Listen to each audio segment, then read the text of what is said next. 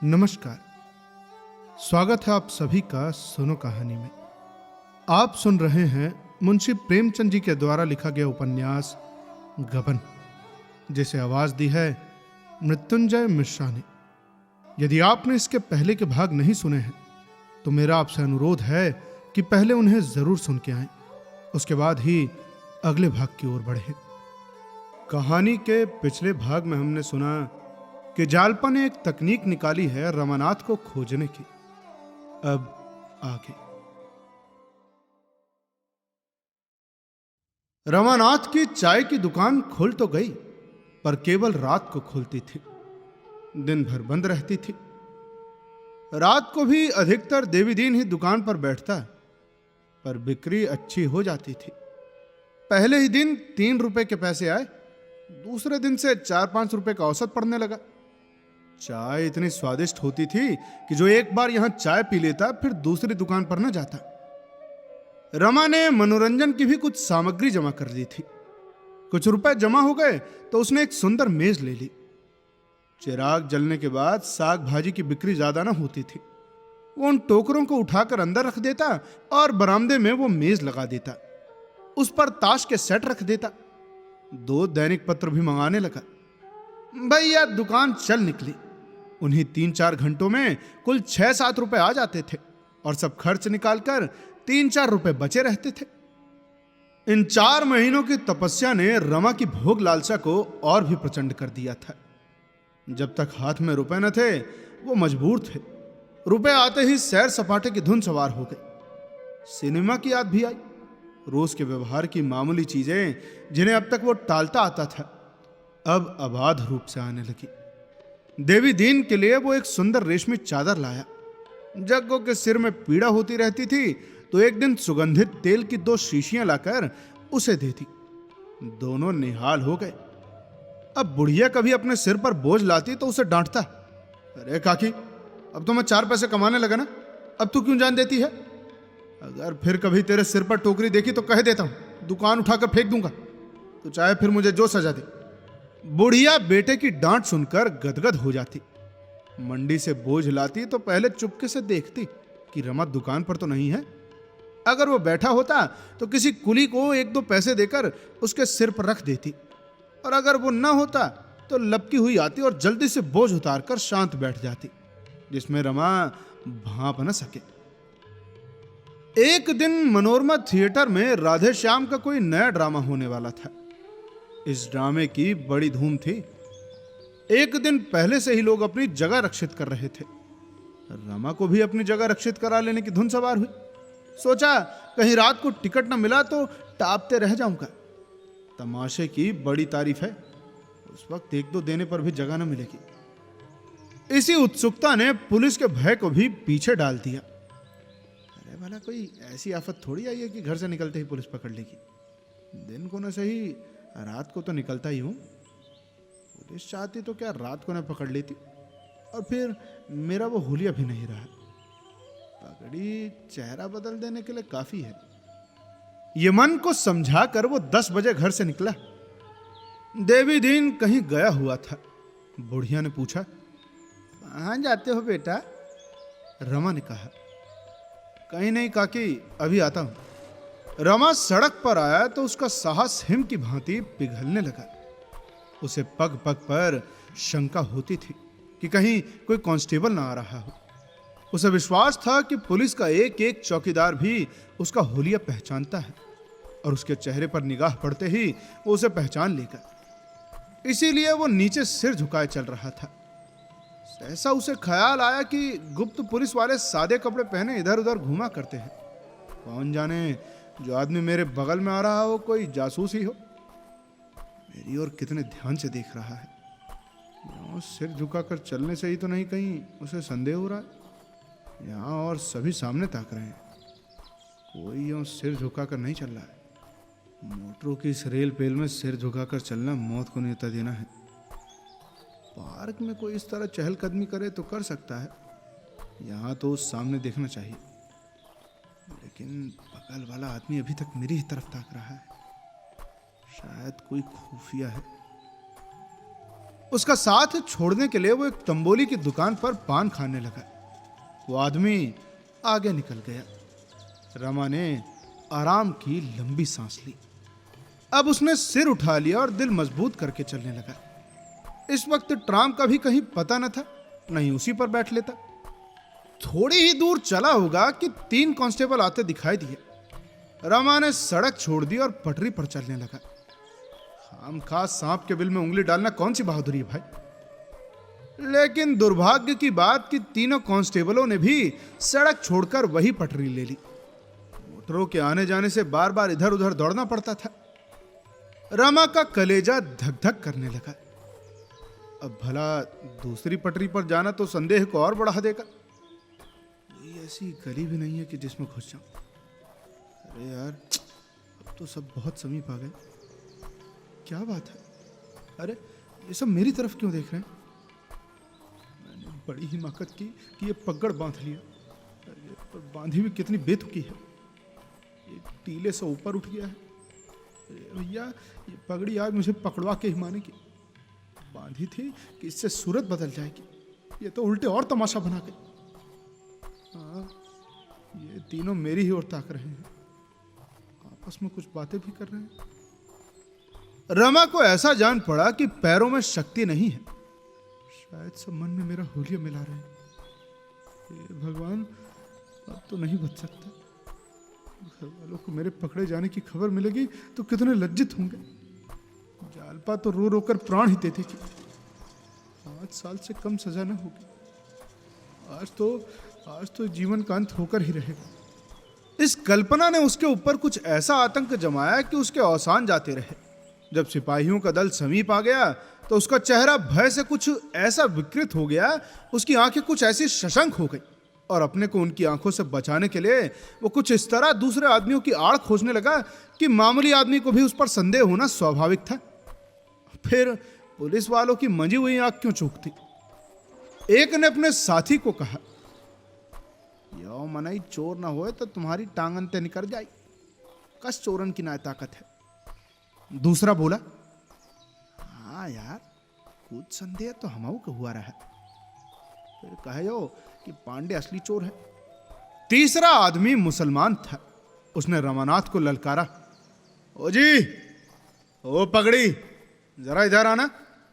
अरे तुम्हारा नाम क्या है? रमानाथ ने सीना जोरी के भाव से कहा, हमारा नाम पूछकर क्या करोगे? मैं क्या कोई चोर हूं? चोर नहीं, तुम साधु हो। नाम क्यों नहीं बताते? रमा ने एक क्षण आगा पीछा में पढ़कर कहा, हीरालाल। घर कहाँ है? घर? हाँ, घर ही पूछते हैं। घर? शाहजहांपुर। कौन मोहल्ला है? रमा शाहजहांपुर न गया था, न कोई कल्पित नाम ही उसे याद आया कि बता दे। दुस्साहस के साथ बोला, तुम तो मेरा हुलिया लिख रहे हो ना? कांस्टेबल ने भपकी दी, अरे तुम्हारा हुलिया पहले से ही लिखा हुआ है। नाम झूठा बताया, शकुंता झूठी बताई। मोहल्ला पूछा तो बंगले झांकने लगे। अरे महीनों से तुम्हारी तलाश हो रही है, आज आकर मिले हो। चलो थाने पर। यह कहते हुए उसने रमानाथ का हाथ पकड़ लिया। रमा ने हाथ छुड़ाने की चेष्टा करके कहा, ऐसा है, वारंट लाओ तब हम चलेंगे। क्या मुझे कोई देहाती समझ लिया है? कांस्टेबल ने एक सिपाही से कहा, अरे पकड़ लो जी इनका हाथ, वहीं थाने पर वारंट दिखाया जाएगा भी नहीं। शहरों में ऐसी घटनाएं मदारियों के तमाशे से भी ज्यादा मनोरंजक होती हैं। सैकड़ों आदमी जमा हो गए। देवीदीन इस समय अफीस लेकर लौट रहा था। ये जमाव देखकर वो भी आ गया। देखा कि 3-3 कांस्टेबल रमानाथ को घसीटे लिए जा रहे हैं। आगे बढ़कर बोला, ए जमादार, अरे क्या करते हो भाई? ये पंडित जी तो हमारे यहाँ मेहमान हैं, इन्हें कहाँ पकड़े लिए जाते हो? तीनों कांस्टेबल देवीदीन से परिचित थे, रुक गए। एक ने कहा, तुम्हारे मेहमान है ये? कब से? देवीदीन ने मन में हिसाब लगाकर कहा, यही कुछ 4 महीने से कुछ बेसी हुए होंगे। मुझे प्रयाग में मिल गए थे, रहने वाले भी वहीं के हैं। मेरे साथी तो यहाँ आए थे। मुसलमान सिपाही ने मन में प्रसन्न होकर कहा, अच्छा तो फिर इनका नाम क्या है? देवीदीन ने सिटपिटा कर कहा, नाम इन्होंने बताया ना होगा। सिपाहियों का संदेह दृढ़ हो गया। पांडे ने आंखें निकालकर कहा, अरे जान पर अच्छा तुम मिले हो, नाव काहे नहीं बतावट हो इनका। देवी दीन ने आधारहीन साहस के भाव से कहा, देखो ऐसा है, मुझसे रौब न जमाना पांडे, समझे, यहां धमकियों में नहीं आने के। मुसलमान सिपाही ने मानो मध्यस्थ बनकर कहा, अरे बूढ़े बाबा, तुम तो खामखा बिगड़ रहे हो, इनका नाम क्यों नहीं बतला देते। देवी दीन ने कातर नेत्रों से रमा की ओर देखकर कहा, हम लोग तो रमानाथ कहते हैं, असली नाम यही है या कुछ और, ये हम नहीं जानते। पांडे ने आंखें निकालकर हथेली को सामने करके कहा, बोलो पंडित जी, क्या नाम है तुम्हारा, रमानाथ या हीरालाल, या फिर दोनों, एक घर का एक क्या नाम है ससुराल का। तीसरे सिपाही ने दर्शकों को संबोधित करके कहा, अरे सुन लो भैया, नाम है रमानाथ, बतावत है हीरालाल, सबूत हो गया ना। दर्शकों में कानाफूसी होने लगी। सुबह की बात तो है ही भाई। अरे साफ है, नाम और पता दोनों गलत बता दिया। एक मारवाड़ी सज्जन बोले, अरे उचक्का सो है। एक मौलवी साहब ने कहा, ये कोई इश्तिहारी मुलाजिम है। जनता को अपने साथ देखकर सिपाहियों को और भी जोर हो गया। रमा को भी अब उनके साथ चले जाने में ही अपनी कुशल दिखाई थी। इस तरह सिर झुका लिया मानो उसे इसकी बिल्कुल परवाह नहीं है कि उस पर लाठी पड़ती है या फिर तलवार। इतना अपमानित वो कभी न हुआ था। जेल की कठोरतम यातना भी इतनी ग्लानि न उत्पन्न करती। थोड़ी देर में पुलिस स्टेशन दिखाई दिया। दर्शकों की भीड़ बहुत कम हो गई थी। रमा ने एक बार उसकी ओर लज्जित आशा के भाव से ताका। देवीदीन का पता न था। रमा के मुंह से एक लंबी सांस निकल गई।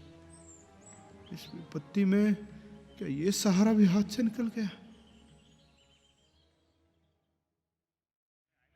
पुलिस स्टेशन के दफ्तर में इस समय एक बड़ी मेज के सामने 4 आदमी बैठे हुए थे। एक दारोगा थे, गोरे से, शौकीन, जिनकी बड़ी बड़ी आंखों में कोमलता की झलक थी।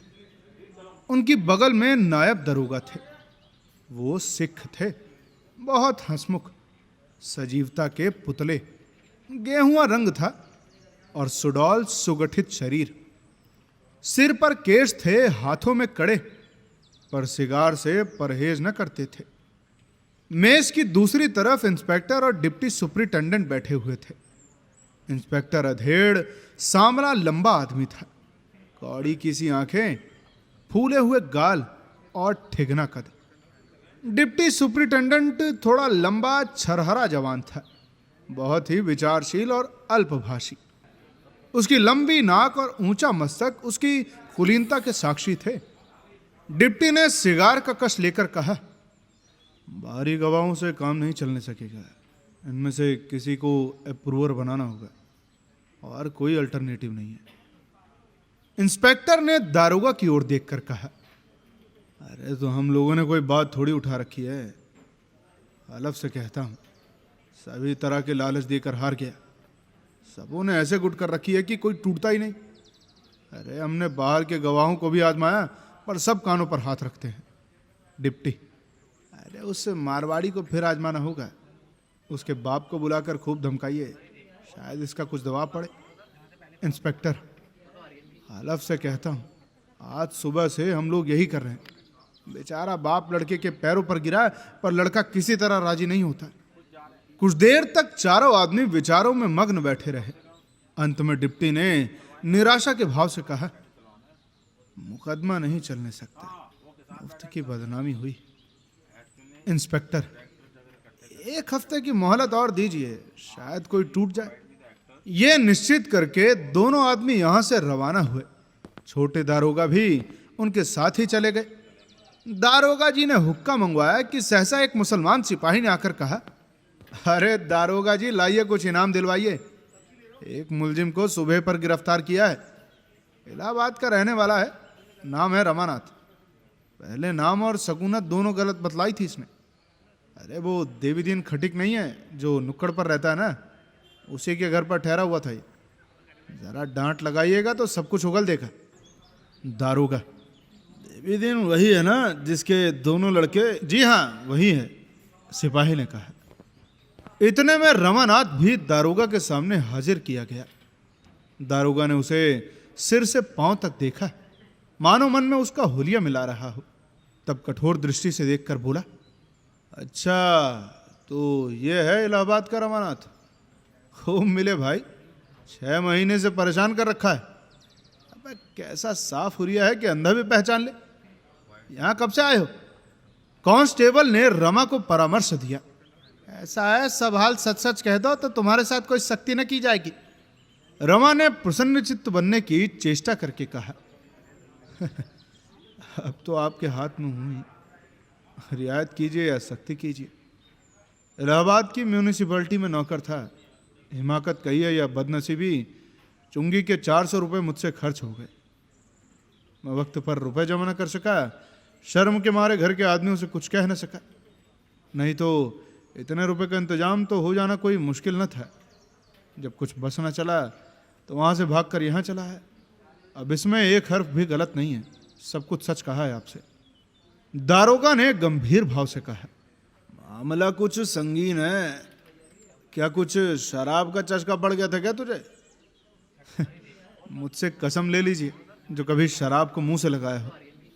कांस्टेबल ने विनोद करके कहा, अरे तो मोहब्बत के बाजार में लुट गए हुजूर। रमा ने मुस्कुरा कर कहा, मुझसे फाके मस्तों का वहां कहां गुजर। दारोगा, अरे तो क्या जुआ खेल डाला या बीवी के लिए जेवर बनवा डाले?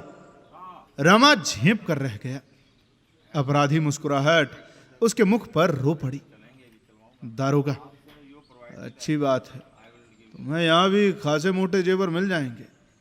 एकाएक बूढ़ा देवी दीन आकर खड़ा हो गया। दारोगा ने कठोर स्वर में कहा, अरे क्या काम है यहाँ?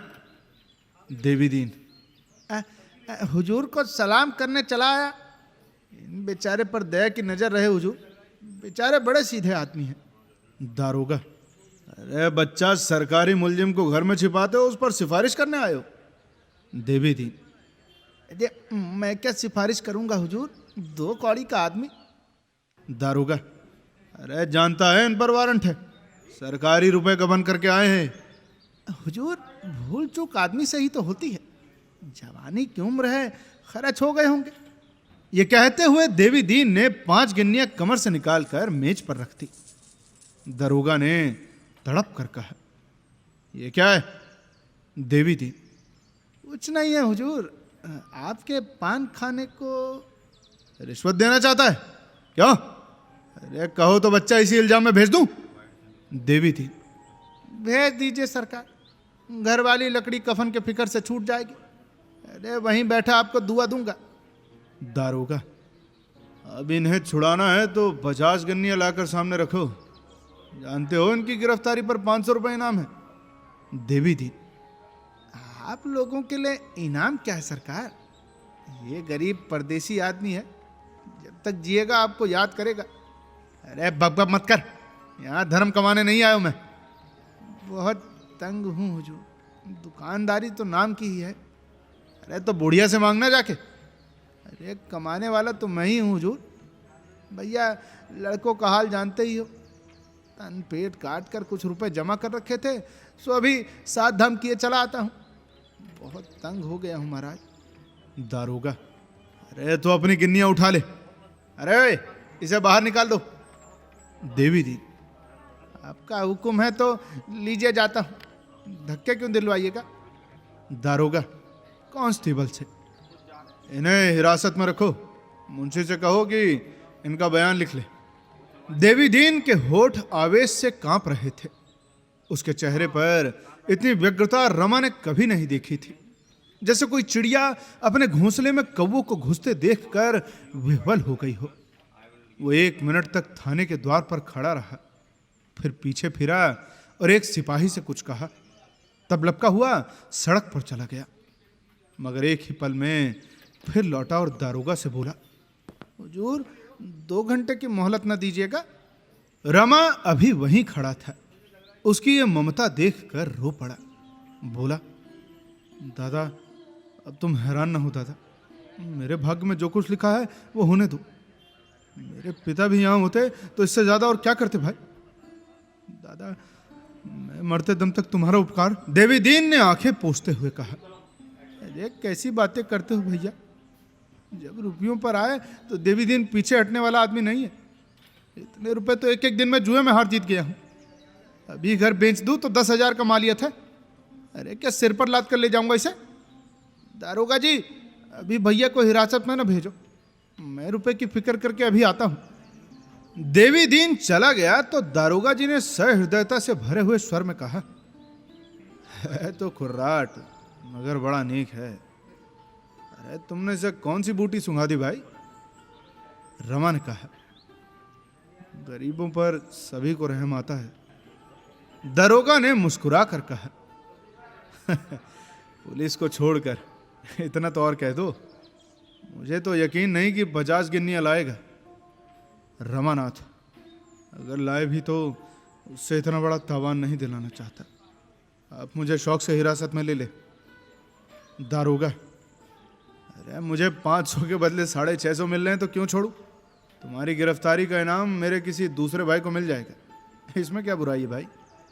रमानाथ, जब मुझे चक्की ही पीसनी है तो जितनी जल्दी पीस लूँ उतना ही अच्छा है। मैंने समझा था कि मैं पुलिस की नज़रों से बचकर रह सकता हूँ। अब मालूम हुआ कि ये बेअक्ली और आठों पहर पकड़ लिए जाने का खौफ जेल से कम जानलेवा नहीं है। दारोगा को एकाएक जैसे कोई भूली हुई बात याद आ गई। मेज के दरवाजे से एक मिसल निकाली, उसके पन्ने इधर उधर उल्टे। तब नम्रता से बोला, अच्छा तो अगर मैं कोई ऐसी तरकीब बताऊं कि देवी दीन के रुपए भी बच जाएं और तुम्हारे ऊपर भी हर्फ ना आए तो कैसा होगा। रमा ने अविश्वास के भाव से कहा, ऐसी कोई तरकीब है मुझे तो आशा नहीं है। दारोगा, अजी साई के 100 खेल हैं, इसका इंतजाम मैं कर सकता हूँ। आपको महज एक मुकदमे में शहादत देनी पड़ेगी। रमा, झूठी शहादत होगी। अरे नहीं, बिल्कुल सच्ची। बस समझ लो कि आदमी बन जाओगे। म्यूनिसिपैलिटी के पंजे से तो छूट ही जाओगे, शायद सरकार परवरिश भी करे। यूँ अगर चालान हो गया तो 5 साल से कम की सजा ना होगी तुम्हें। मान लो इस वक्त देवी तुम्हें बचा भी ले तो बकरे की माँ कब तक खैर मनाएगी। जिंदगी खराब हो जाएगी। तुम अपना नफा नुकसान खुद समझ लो, मैं जबरदस्ती नहीं करता। दारोगा जी ने डकैती का वृत्तांत कह सुनाया। रमा ऐसे कई मुकदमे समाचार पत्रों में पढ़ चुका था। संशय के भाव से बोला, तो मुझे मुखबिर बनना पड़ेगा और ये कहना पड़ेगा कि मैं भी इन डकैतियों में शरीक था। ये तो झूठी शहादत हुई। दारोगा, अरे मामला बिल्कुल सच्चा है। आप बेगुनाहों को ना फंसाएंगे। वही लोग जेल जाएंगे जिन्हें जाना चाहिए। फिर झूठा कहाँ है। अरे डाकुओं के डर से यहाँ के लोग शहादत देने पर राजी नहीं होते, बस और कोई बात नहीं है। ये मैं मानता हूँ कि आपको कुछ झूठ बोलना पड़ेगा, लेकिन आपकी ज़िंदगी बनी जा रही है भाई। इसके लिहाज से तो इतना झूठ कोई चीज़ नहीं है। ऐसा कीजिए, आप खूब सोच लीजिए, शाम तक जवाब दीजिएगा। रमा के मन में बात बैठ गई। अगर एक बार झूठ बोलकर वो अपने पिछले कर्मों का प्रायश्चित कर सके और भविष्य भी सुधार ले तो फिर पूछना ही क्या भाई, जेल से तो बच जाएगा। इसमें बहुत आगे पीछे की जरूरत ही न थी। हाँ, इसका निश्चय हो जाना चाहिए कि उस पर फिर म्यूनिसिपैलिटी अभियोग न चलाएगी और उसे कोई अच्छी जगह मिल जाएगी। वो जानता था कि पुलिस को गरज है और वो कोई वाजिब शर्त अस्वीकार न करेगी। वो इस तरह बोला मानो उसकी आत्मा धर्म और अधर्म के संकट में पड़ी हुई है। देखिए, मुझे यही डर है कि कहीं मेरी गवाही से बेगुनाह लोग न फंस जाएं। दारोगा, अरे इसका मैं आपको इत्मीनान दिलाता हूँ, लेकिन कल को म्यूनिसिपैलिटी मेरी गर्दन नापे तो मैं किसे पुकारूंगा। मजाल है म्यूनिसिपैलिटी चू कर सके। फौजदारी के मुकदमे में मुद्दई तो सरकार ही होगी। जब सरकार आपको मुआफ कर देगी तो मुकदमा कैसे चलाएगी भाई। आपको तहरीरी मुआफीनामा दे दिया जाएगा साहब, और नौकरी वो सरकार आप इंतजाम करेगी। ऐसे आदमियों को सरकार खुद अपना दोस्त बनाए रखना चाहती है। अगर आपकी शहादत बढ़िया हुई और इस फरीक की जिरहों के जाल से आप निकल गए तो फिर आप पारस हो जाएंगे। दारोगा जी ने उसी वक्त मोटर मंगवाई और रमा को साथ लेकर डिप्टी साहब से मिलने चलती है। इतनी बड़ी कारगुजारी दिखाने में विलंब क्यों करते? डिप्टी से एकांत में खूब जीट उड़ाई। इस आदमी का यों पता लगाया, उसकी सूरत देखकर ही भाप गया कि मसरूफ है, फलाना फलाना। गिरफ्तार ही तो कर लिया। बात सोलो आने सच निकली। अब भला निगाह कहीं चूक सकती है? हुजूर, मुजरिम की आंखें पहचानता हूं। इलाहाबाद के म्यूनिसिपैलिटी के रुपए में गबन करके भागा है। इस मामले में शहादत देने को तैयार है। आदमी पढ़ा लिखा और सूरत का शरीफ और ज़हीन है। डिप्टी ने संदिग्ध भाव से कहा, हाँ, आदमी तो होशियार मालूम होता है, मगर मुआफीनामा लिए बगैर इसे हमारा एतबार न होगा। कहीं से ये सुबह हुआ कि हम लोग इसके साथ कोई चाल चल रहे हैं तो साफ निकल जाएगा। डिप्टी, वो तो होगा ही। गवर्नमेंट से इसके बारे में बात करना होगा। ऐसा करिए, आप टेलीफोन मिलाकर इलाहाबाद पुलिस से पूछिए कि इस आदमी पर कैसा मुकदमा है। ये बात तो गवर्नमेंट को बतानी होगी। दारोगा जी ने टेलीफोन डायरेक्टरी देखी, नंबर मिलाया और बातचीत शुरू हुई। डिप्टी, क्या बोला? दारोगा, कहता है कि यहां इस नाम के किसी आदमी पर मुकदमा नहीं है। ये कैसे भाई? कुछ समझ में नहीं आता। इसने नाम तो नहीं बदल दिया? दारोगा, कहता है कि म्यूनिसिपैलिटी में किसी ने रुपए गबन नहीं किए, कोई मामला नहीं। ये तो बड़ी ताज्जुब की बात है भाई। आदमी बोलता है कि हम रुपए लेकर भागा, म्यूनिसिपैलिटी बोलता है कि कोई रुपए गबन नहीं किया। ये आदमी पागल तो नहीं है? दारोगा, मेरी भी समझ में कोई बात नहीं आती। अगर कह दे कि तुम्हारे ऊपर कोई इल्जाम नहीं है तो फिर उसकी गर्द भी न मिलेगी। अच्छा, ऐसा कीजिए कि म्यूनिसिपैलिटी के दफ्तर से पूछिए। दारोगा ने फिर नंबर मिलाया। सवाल जवाब होने लगा। दारोगा, जी आपके यहां रमानाथ कोई क्लर्क था क्या? जवाब, जी हाँ था। दारोगा, वो कुछ रुपए गबन करके भागा है? नहीं, वो घर से भागा है पर गबन नहीं किया। क्या वो आपके यहाँ है क्या? जी हाँ, हमने उसे गिरफ्तार किया है। वो खुद कहता है कि मैंने रुपए गबन किए। बात क्या है? अरे पुलिस तो लाल बुझक्कड़ है, जरा दिमाग लगाइए ना। यहां तो अक्ल काम नहीं करती। अरे यहीं क्या, कहीं भी काम नहीं करती। सुनिए, रमानाथ ने मिजान लगाने में गलती की, डर कर भागा है। बात को मालूम हुआ कि तहवील में कोई कमी न थी। आई बात समझ में? डिप्टी, अब क्या करना होगा खान साहब? चिड़िया तो हाथ से निकल गई। दारोगा, निकल कैसे जाएगी हुजूर? रमानाथ से ये बात क्यों कही जाए? हाँ, बस उसे ऐसे किसी आदमी से मिलाने न दिया जाए जो बाहर की खबरें पहुंचा सके। घर वालों को उसका पता अब लग जाएगा ही। कोई ना कोई जरूर उसकी तलब में आएगा। किसी को आने न दे। तहरीर में कोई बात न लाई जाए। जवानी इत्मीनान दिला दिया जाएगा। कह दिया जाए कि कमिश्नर साहब को मुआफीनामे के लिए रिपोर्ट की गई है। इंस्पेक्टर साहब से भी राय ली जाएगी। इधर तो ये लोग सुपरिटेंडेंट से परामर्श कर रहे थे। इधर 1 घंटे में देवीदीन लौटकर थाने आया तो कांस्टेबल ने कहा, अरे दारोगा जी तो साहब के पास गए। देवीदीन ने घबरा कर कहा, क्या बाबूजी को हिरासत में ले डाला? नहीं, उन्हें भी साथ ले गए हैं। देवीदीन ने सिर पीट कर कहा, अरे पुलिस वालों की बात का कोई भरोसा नहीं। अरे कह गया था कि 1 घंटे में रुपए लेकर आता हूं, मगर इतना भी सबर ना हुआ। अरे सरकार से 500 ही तो मिलेंगे, मैं 600 देने को तैयार हूं भाई। हाँ, सरकार में कारगुजारी हो जाएगी और क्या, वहीं से उन्हें प्रयागराज भेज देंगे। अरे मुझसे भेंट भी ना होगी, बुढ़िया रो रो कर मर जाएगी। ये कहता हुआ देवीदीन वहीं जमीन पर बैठ गया। कांस्टेबल ने पूछा, तो यहां कब तक बैठे रहोगे? देवीदीन ने मानो कोड़े की काट से आहत होकर कहा, अब तो दारोगा जी से 2-2 बात करके ही जाऊंगा, चाहे जेल ही जाना पड़े, और फटकारूंगा जरूर, बुरी तरह फटकारूंगा। अरे आखिर उनके भी तो बाल बच्चे होंगे। अरे क्या भगवान से जरा भी नहीं डरते? अच्छा, तुमने बाबूजी को जाते बार देखा था? बहुत रंजीदा थे क्या? कांस्टेबल, नहीं, रंजीदा तो नहीं थे, खासी तरह हंस रहे थे। दोनों जने मोटर में बैठ कर गए हैं। देवी दीन ने अविश्वास के भाव से कहा, अरे हंस क्या रहे होंगे बेचारे, मुंह से चाहे हंस ले लेकिन दिल तो रोता ही होगा। देवी दीन को यहां बैठे 1 घंटा भी न हुआ था कि सहसा जग्गू आ खड़ी हुई। देवी दीन को द्वार पर बैठे देखकर बोली, अरे तुम यहां क्या करने लगे, भैया कहाँ है? देवी दीन ने मर्माहत होकर कहा, अरे भैया को ले गए सुपरिटेंडेंट के पास, न जाने भेंट होती है कि ऊपर ही ऊपर प्रयागराज भेज दिए जाते हैं। जग्गू, अरे दरोगा जी तो बड़े वो हैं, कहा तो था कि इतने लेंगे, कहां लेकर चल दिए? देवी दीन, अरे इसीलिए तो बैठा हूं कि आए तो 2-2 बात कर लो। जग्गू, हाँ फटकारना जरूर, अरे जो अपनी बात का नहीं वो अपने बाप का क्या होगा? मैं तो खरी कहूंगी, मेरा क्या कर लेंगे? देवी दीन, दुकान पर कौन है? जग्गू, बंद कराई हूं, अभी बेचारे ने कुछ खाया भी नहीं, सवेरे से वैसा ही है। अरे चूल्हे में जाए वो तमाशा, उसी के टिकट लेने तो जाते थे, घर से निकलता है तो काहे को ये बाला सिर पड़ती। देवी दीन, जो उधर से ही प्रयागराज भेज दिया तो?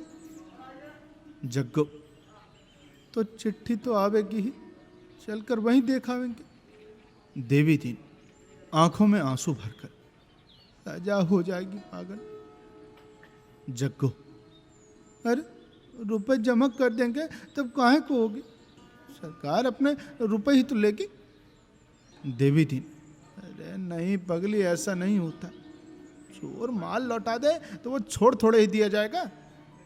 जग्गू ने परिस्थिति की कठोरता अनुभव करके कहा, दारोगा जी, वो अभी बात भी पूरी न कर पाई थी कि दारोगा जी की मोटर सामने आ पहुंची। इंस्पेक्टर साहब भी थे। रमा इन दोनों को देखते ही मोटर से उतरकर आया और प्रसन्न मुख से बोला, तुम यहां देर से बैठे हो क्या दादा? आओ कमरे में चलो। अरे अम्मा, तुम कब आई? दारोगा जी ने विनोद करके कहा। ओ चौधरी, लाए रुपए? देवी दीन, अरे जब कह गया कि मैं थोड़ी देर में आता हूं तो आपको मेरी राह देखनी चाहिए थी ना, चलिए अपने रुपए लीजिए। दारोगा, खोद कर निकाले होंगे क्यों?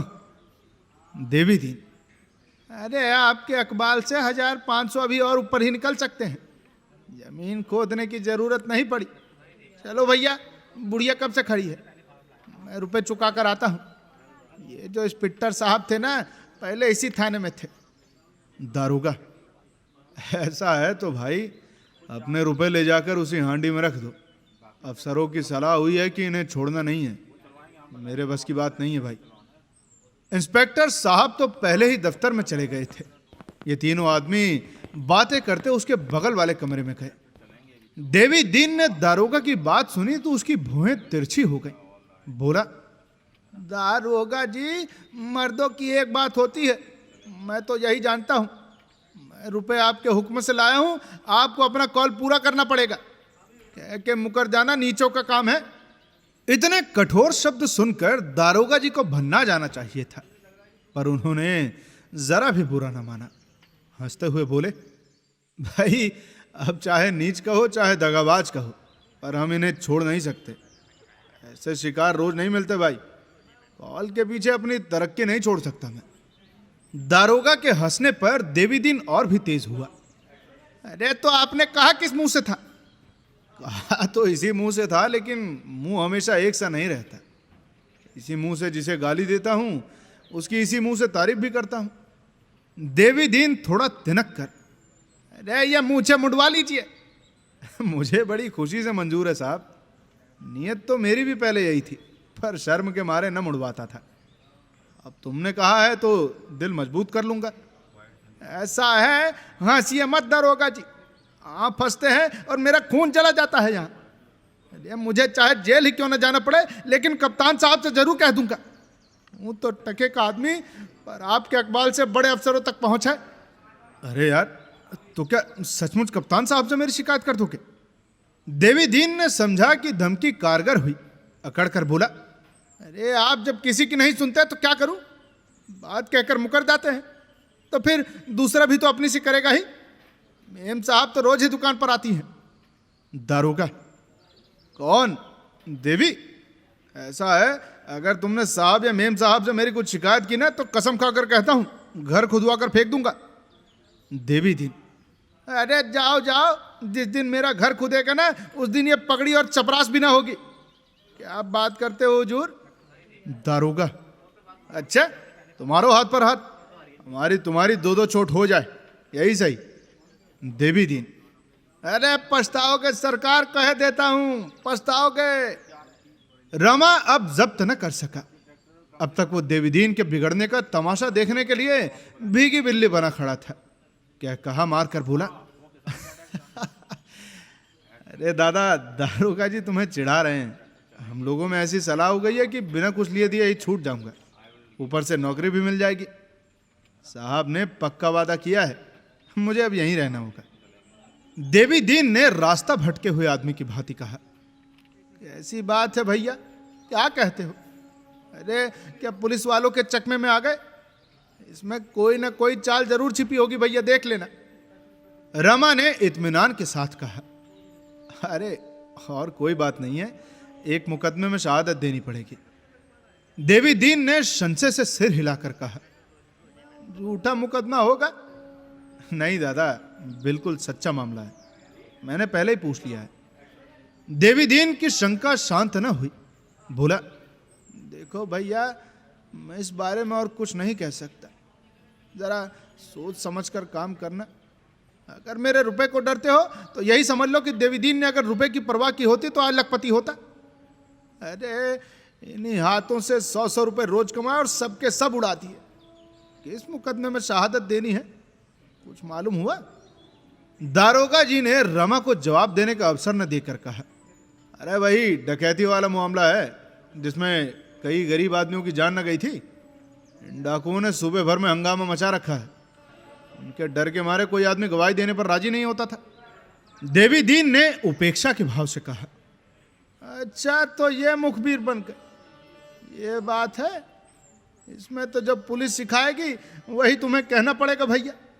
देखो मैं छोटी समझ का आदमी हूं, इन बातों का मरम मैं क्या जानूं, पर मुझसे मुखबिर बनने को कहा जाता तो मैं ना बनता भैया, चाहे कोई लाख रुपए देता। अरे बाहर के आदमी को क्या मालूम कि कौन अपराधी है कौन बेकसूर है। 2-4 अपराधियों के साथ 2-4 बेकसूर भी जरूर ही होंगे भैया। दारोगा, हरगिज नहीं, जितने आदमी पकड़े हैं सब पक्के डाकू हैं। अरे ये तो आप कहते हैं ना, हमें क्या मालूम। अरे तो हम लोग बेगुनाहों को फंसाएंगे क्यों, ये तो सोचो। अरे ये सब भुगते बैठा हूं दारोगा जी, इससे तो यही अच्छा है कि आप इनका चालान कर दे, 1-2 साल की जेल ही तो होगी। एक अधर्म के दंड से बचने के लिए बेगुनाहों का खून तो सिर पर न चढ़ेगा।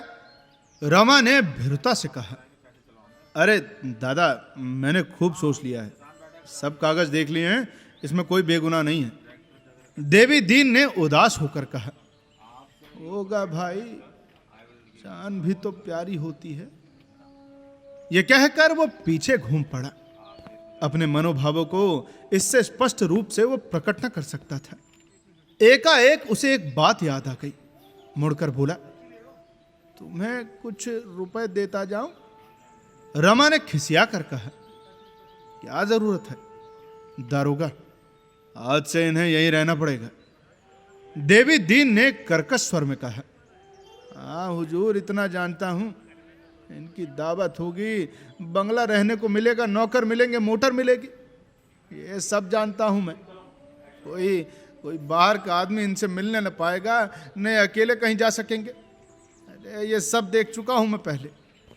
ये कहता हुआ देवी दीन तेजी से कदम उठाता हुआ चल दिया, मानो वहां उसका दम घुट रहा हो।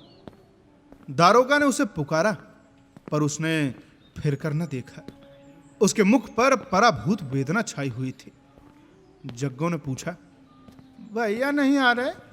देवी दीन ने सड़क की ओर ताकते हुए कहा, भैया अब नहीं आवेंगे, जब अपने ही अपने न हुए तो बेगाने ही हैं।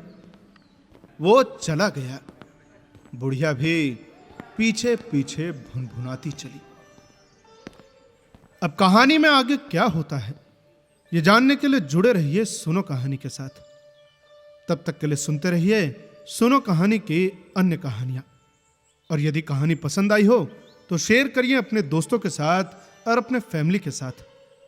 मिलते हैं अगले भाग में। धन्यवाद।